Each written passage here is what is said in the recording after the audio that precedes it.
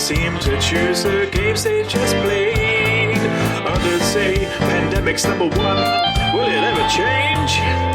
Dice Tower People's Choice Top 100 Games. Hey folks, welcome to the top 100 games of all times, according to you. I'm Tom Vasel, and I'm here in the beautiful Keys, and we're taking a look at the games that you guys, or at least 2,000 of you, think are absolutely fantastic games. Now, in this particular list, it goes to show you longevity. One of the reasons I do these every year, besides the fact that people like to watch them, is it gives us some data points. And so we can see, how has a game changed from year to year? Many ranking lists are static. You can go see what the ranking is right now. For example, on Board Game Geek, you can go see what a specific game is at any given point. And you can see that on our list too, but you can also see where were these games before? Where were they earlier, and how have they risen and fell? And because 7 of the 10 on this list have been on the list all 6 years, you can see that those are games that really are great. They're games that have lasted a long time. In fact, they've lasted longer than the 6 years that I've been doing this. So we're going to start with not one of those 7s. This one's only been on the list 3 times, and that is Love Letter. Now, sometimes I wish Love Letter was not as popular as it was. Not because I think the game is bad. Love Letter is a fine little game in which you have one card, you draw a card, you play one of the two. That's it. It's easy, it's simple, it's fun, and with the deluxe version coming out this year, I fully expect it to be even more popular. But everyone and their brother has thought that they can make a game with 18 cards just like Love Letter. And trying to capture that success, which is almost lightning in a bottle, it hasn't been done yet. I believe Love Letter is the smallest game on our list, and all those other, we call them micro games, are not here. But congratulations, Love Letter. Number 39, here we start with the classic games. These are true classics. They've been on this list for 6 years, and had I been doing it before that, some of them would have been on longer. This one is Twilight Struggle. Number 39, it started the list at 16, so yes, it's dropped some, but still staying pretty strong. Twilight Struggle is the Cold War in a box. You know, it is the going through communism versus freedom, USSR versus USA. Is it a war game? Is it an area control game? It's just an absolutely amazing game. Now, I know not everyone has played it, but the people who play it love it, and those people always rank it highly. It's one of the games that's like in the top 3 games of many of the people who voted for it on this list, Twilight Struggle. While I consider that one to be a classic, I also consider the next one to be a classic, and that's Puerto Rico. Puerto Rico is just, you know, there's a lot of Euro games that come out every year. Every year, we go to Essen Fair. We just came back from the Essen Fair. There are some games there that are fantastic. They're good games. They're good Euro games. But in a couple years, you don't see them.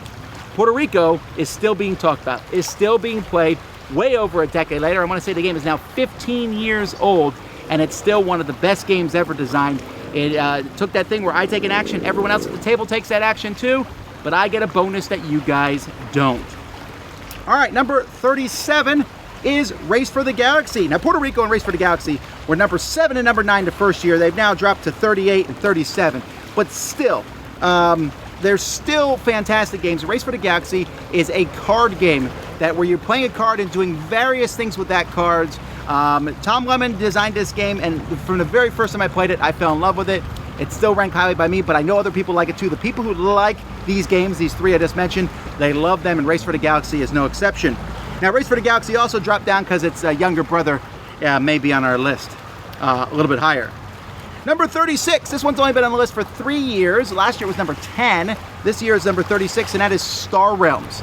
Star Realms is one of those games that I don't know that everyone says is their favorite game, but almost everybody says it's a game that they like. It's a deck building game. It's quick. You just play it. You're trying to attack the other person. It takes Ascension. It takes all that deck building and makes it as simple as possible. And because of that, because of the small price point and how fast you can jump and play it, boom, boom, boom, people are eating this one up. Number 35. This one's debuted on our list at number 5. It's one of the classic games of all time, Settlers of Catan, or as it's called today, Catan. Now, Catan may be not everyone's favorite game these days. In fact, it's kind of cool to hate on Catan. But the fact is, it was just sold to Asmodee this year for a huge amount of money. And Mayfair, it's still kind of struggle to have something now that they no longer have Catan. Catan is big enough that it has an entire company is there just to keep this one game in print. It is one of the most dominant games on the landscape, trading wood for grain and bricks for sheep is something that people just love doing. It's entered popular culture, and it's high on the list here at 35. Number 34, another game that's been on the list for 6 years. This one Sam would like. And Sam talks about it all the time. Maybe that's why our listeners like it too, and that's Stone Age. Stone Age is a worker placement game about the, what time period? Oh, the Stone Age. And in this game, you're rolling dice and collecting resources and then using those resources to build tiles. Very simple game, but the concept of placing workers and rolling dice is a combo that I think a lot of people really like. Then we're at number 33. Still on this 6 years on the list, and this one is Dixit. 33, it started the list at 26. This one stays pretty consistent. Definitely one of the most popular party games ever designed. As soon as it came out, the artwork captured people's imagination. Just this weird, kooky, funky artwork. And then trying to figure out which card the person played. It's like a psychological test, but also a really fun party game. Gamers tend to like this party game. Non-gamers tend to like it. It's almost a perfect storm in that regard. Number 32 is The Resistance. Man, The Resistance is just one of those games. People have always liked the Werewolf and Mafia, but The Resistance is one of those games that took it and kind of made a game around it. As you were playing this game, trying to accomplish a goal, you actually had physical evidence to go on and say, Susan is a spy. I know she's a spy. And it also scales well. It can be played with a small, like 4 or 5 people, all the way up to 10.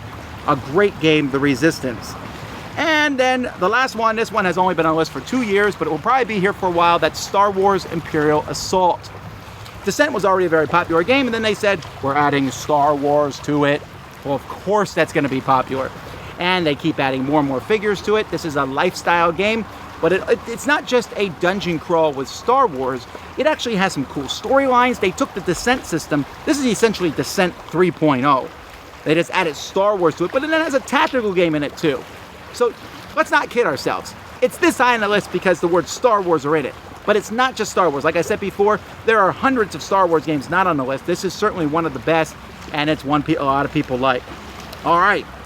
Look at all those long games that have lasted that long. If they've been on the list for 6 years and you haven't played them, you should at least try them once because that shows how good they are. Anyway, only 30 more great games to go.